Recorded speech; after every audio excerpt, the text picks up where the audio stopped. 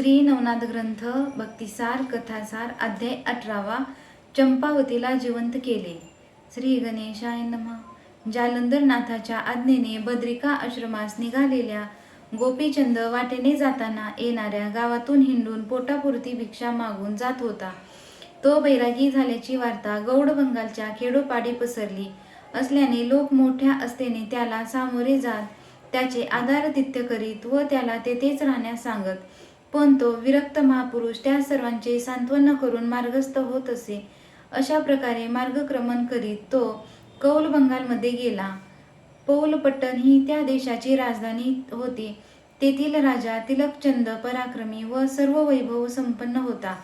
गोपीचंदाची बहीण चंपावती त्याच्या मुलाला दिली होती. गोपीचंदाच्या प्रपंच त्यागाचे आणि त्याने जोग घेतल्याचे वृत्त तेथेही कळले.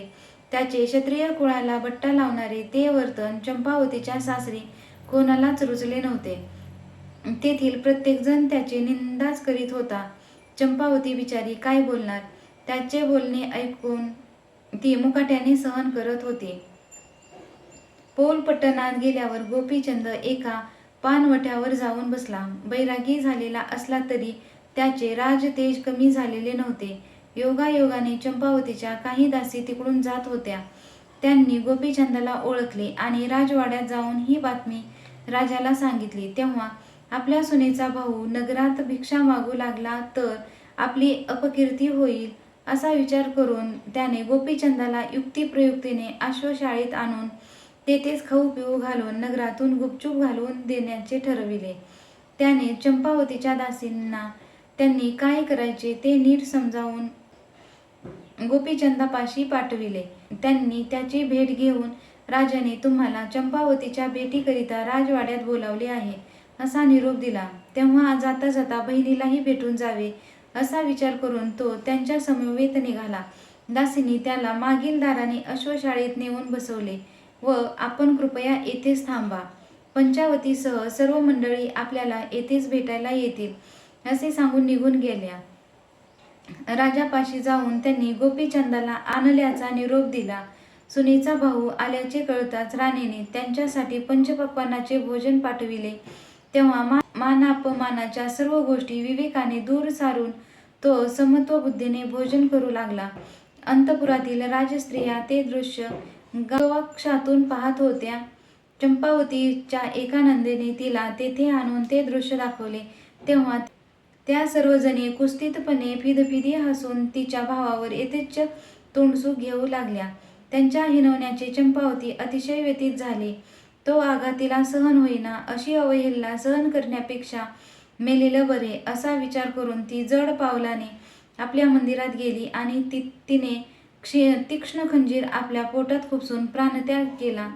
इकडे गोपीचंदाने आपले भोजन संपवले आणि तेथे आलेल्या दासींना म्हणाला, तुम्ही चंपावतीला येथे घेऊन या. तिची भेट झाल्यावर मी माझ्या मार्गाने जाईल. तेव्हा दासी चंपावतीला बोलवण्यासाठी तिच्या मंदिरात गेल्या तर त्या ठिकाणी तिला रक्ताच्या थारोळ्यात मरून पडलेले पाहून एकदम किंचाळल्या. आकांत ऐकून चंपावतीची सासू सासरा दीर जावा नंदा इतर नातेवाईक व सेवक यांनी तिच्या महलात ही गर्दी केली. सर्व प्रसादात आक्रोश ऐकू येऊ लागला. या अनर्थाला गोपीचंदच कारणीभूत आहे असे म्हणून सर्वजण त्यालाच दोषी देऊन शिव्या शाप देऊ लागले. राजवाड्यातील रडारड ऐकून गोपीचंदाने पागेदराकडे चौकशी केली असता त्याने चंपावतीचा भाऊ बैरागी होऊन दारोदार भीक मागतो म्हणून तिने आत्महत्या केली असे सांगितले. ते ऐकून गोपीचंदास मोठाच धक्का बसला. आपण इथे आलो नि चंपावतीच्या मृत्यूला कारण झालो असे लोक म्हणू लागले तर आपली मोठीच अपकीर्ती होईल या विचाराने तो उदास झाला. काही वेळाने राजवाड्यातील मंडळींनी चंपावतींच्या अंत्ययात्रेची तयारी केली आणि ती स्मशानाकडे निघाली. गोपीचंदही त्यांच्याबरोबर गेला. जाताना त्याच्या मनात विचार आला, आता माघार घेऊन चालणार नाही. चंपावतीला जिवंत करून या लोकांना नाथपंथाचे सामर्थ्य दाखविलेच पाहिजे. त्याशिवाय माझी अवहेलना करणाऱ्यांचे तोंडे बंद होणार नाहीत.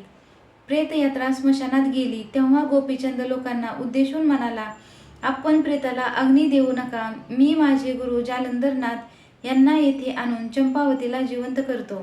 पण लोकांनी त्याला वेडे ठरविले. कोणीही त्याच्यावर विश्वास ठेवायला तयार नव्हते. त्यांनी चंपावतीचे प्रेत चितेवर ठेवले तेव्हा कळवळून सांगूनही लोक ऐकत नाही हे पाहून तोही चितेवर चढून बसला. गोपीचंदाचा हट्ट पाहून तिलकचंद संतापून म्हणाला, गुरुच्या प्रतापाची एवढी प्रौढी मिरवतो आहेस तर तुझा चमत्कार पाहावयालाच हवा. आम्ही तुला या प्रेताचा एक हात काढून देतो, तो गुरुला दाखवून त्यांना येथे घेऊन ये. तो परत येईपर्यंत आम्ही 4 दिवस प्रेत जपून ठेवतो. चंपावतीच्या नवऱ्याने तिचा एक हात कापून गोपीचंदाकडे दिला. तो घेऊन तो जीवाच्या आकंताने हिलापट्टणाकडे धावत निघाला. हे वृत्त अंतर्दृष्टीने जाणून जालंधर वायुवेगाने त्याच्यापाशी प्रगटले व त्याला धीर देऊन थेट राजप्रसादात गेले. त्यावेळी 4 दिवसांनी येणारा गोपीचंदाचा गुरु प्रहाराच्या आतच आलेला पाहून सर्वांना मोठे नवल वाटले. तिलकचंदाने त्याचे स्वागत केले तेव्हा गोपीचंदाची अवहेलना केल्याबद्दल नाथाने त्यांची चांगलीच खरडपट्टी काढली. मग प्रेताचा हात आपल्या हातात घेऊन नाथाने संजीवनी मंत्र म्हणून त्यास भस्म लावले आणि चंपावतीला हाक मारली. तशी चंपावती जिवंत होऊन धावत आली. ते पाहून सर्वांना मोठे नवल वाटले. तिलकचंदाने नाथाला वंदन करून त्यांची क्षमा मागितली आणि भोजन करून जाण्यास सांगितले. त्या दिवशी नाथाने चंपावतीला स्वयंपाक करण्यास सांगितले आणि भोजन समयी आपल्या मुखातील उष्टाघास तिला भरवून अमरत्व दिले. कार्य संपन्न झाल्यावर जालंधर हिलापट्टणास तर गोपीचंद बद्रिका आश्रमास गेला. तेथे त्याने 12 वर्ष तपश्चर्या केली. त्याचे तप पूर्ण होताच जालंधर तेथे गेला. गोपीचंदाकडून तपाचे उद्यापन करविले आणि त्याला सर्व विद्या शिकवून देवाकडून वरदान देवविले.